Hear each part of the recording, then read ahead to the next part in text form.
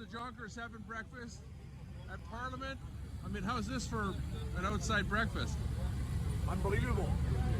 I've been telling people, truck drivers are eating better here in Ottawa than they do when they're on the road. They're eating healthier. We're getting V8. It's unbelievable.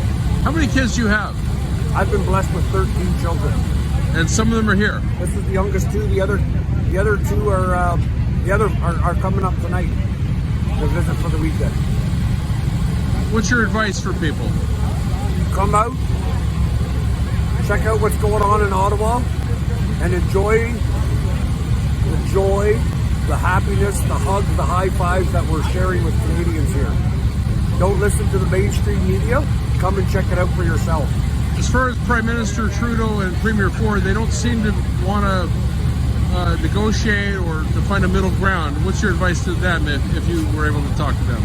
Well, I think at the end of the day, they realize that there is no middle ground. Mandates and lockdowns have been bad for society for so long. They need to go. When they go, we'll go.